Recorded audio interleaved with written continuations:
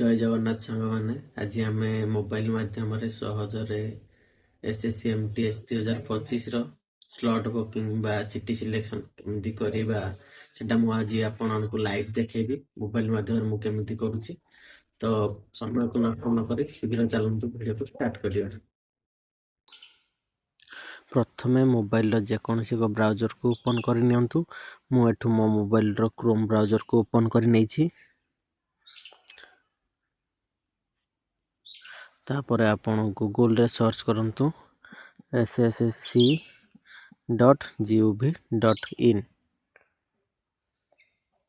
Search କରିବା ପରେ ଆପଣଙ୍କର ପ୍ରଥମେ ଆସିଯିବ SSCର ଅଫିସିଆଲ ୱେବସାଇଟ୍ଟି। ପ୍ରଥମେ ଥିବା ବ୍ଲୁ କଲର ଲିଙ୍କ ଉପରେ କ୍ଲିକ୍ କରନ୍ତୁ।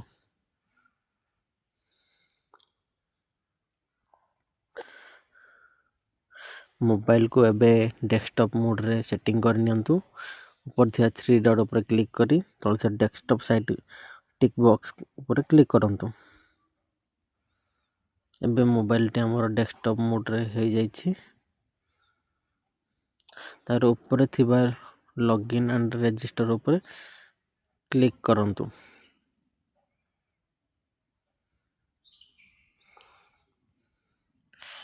ଏବେ ଆପଣଙ୍କୁ ରେଜିଷ୍ଟ୍ରେସନ ନମ୍ବର ଏବଂ ପାସୱାର୍ଡ କ୍ୟାପଚା ଦେଇ ଲଗ୍ଇନ୍ କରି ନିଅନ୍ତୁ। ମୁଁ ଏଠି ମୋ ରେଜିଷ୍ଟର ନମ୍ବର ଏବଂ ପାସୱାର୍ଡ ଦେଇ ଲଗ୍ଇନ୍ କରି ନେଉଛି।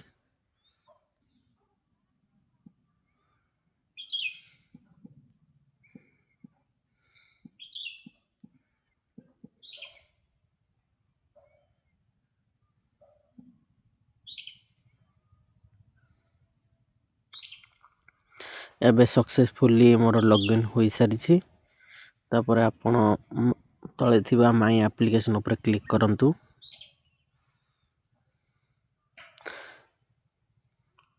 ଯଦି ଆପଣଙ୍କର ଏଠି 2025 ସିଲେକ୍ଟ ନ ଆସୁଥିବ ତାପରେ ତାପରେ କ୍ଲିକ୍ କରି 2025 ସିଲେକ୍ଟ କରିନିଅନ୍ତୁ। ଦେଖନ୍ତୁ ଏବେ SSC MTSର ଆପ୍ଲିକେସନ୍ ଷ୍ଟାଟସ୍ ସାଇଡ଼ରେ select city exam date shift ଲେଖା ହେଇଛି। ତାପରେ କ୍ଲିକ୍ କରନ୍ତୁ। ଏବେ ଆପଣ ଯେଉଁ ଡେଟ୍ରେ ସିଲେକ୍ଟ କରିବା ପାଇଁ ଚାହୁଁଛନ୍ତି ବ୍ଲକ୍ 1 କିମ୍ବା 2 ସିଲେକ୍ଟ କରିନିଅନ୍ତୁ। ମୁଁ ଏଠୁ ବ୍ଲକ୍ 2 ସିଲେକ୍ଟ କରିନେଇଛି। ତାପରେ କଣ୍ଟିନ୍ୟୁ ଆଣ୍ଡ ନେକ୍ସଟ ଟାଇପ୍ ଉପରେ କ୍ଲିକ୍ କରନ୍ତୁ। ଏବେ ଆପଣଙ୍କର ଏକ୍ଜାମ୍ ସିଟି ଦେଇ ଦିଅନ୍ତୁ। ମୁଁ ଏଠି ଭୁବନେଶ୍ୱର ମୋ ଏକ୍ଜାମ୍ ସିଟି ଦେଇ ଦେଉଛି। ତାପରେ କଣ୍ଟିନ୍ୟୁ ଟୁ ନେକ୍ସଟ ଷ୍ଟେପ୍ ଉପରେ କ୍ଲିକ୍ କରନ୍ତୁ।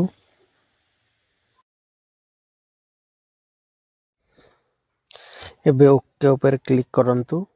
ଏବେ ଆପଣଙ୍କ ରେଜିଷ୍ଟର ମୋବାଇଲ ନମ୍ବର ଏବଂ ମେଲକୁ 2ଟା OTP ଆସିଥିବ। ଯେକୌଣସି ଗୋଟିଏ OTP ଦେଇକି ଭ୍ୟାଲିଡିଟି ଏବଂ ସବମିଟ୍ ଉପରେ କ୍ଲିକ୍ କରନ୍ତୁ।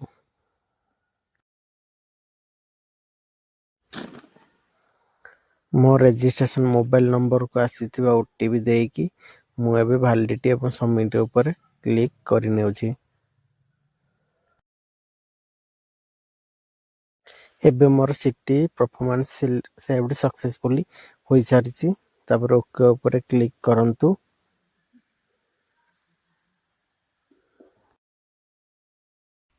ଏବେ ଦେଖନ୍ତୁ ଆପଣଙ୍କର ସ୍ଲଟ୍ ବୁକିଂଟି ସିଲେକ୍ସନ୍ କମ୍ପ୍ଲିଟ୍ ହୋଇସାରିଛି।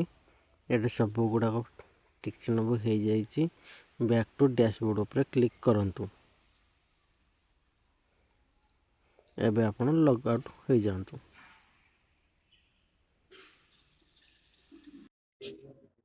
ଭିଡ଼ିଓଟି ଯଦି ଆପଣଙ୍କୁ ଭଲ ଲାଗିଥିବ ତାହେଲେ ଲାଇକ୍, ସେୟାର, କମେଣ୍ଟ କରିବେ ଆଉ ଚ୍ୟାନେଲକୁ ସବସ୍କ୍ରାଇବ କରିଦେବେ। ଜୟ ଜଗନ୍ନାଥ।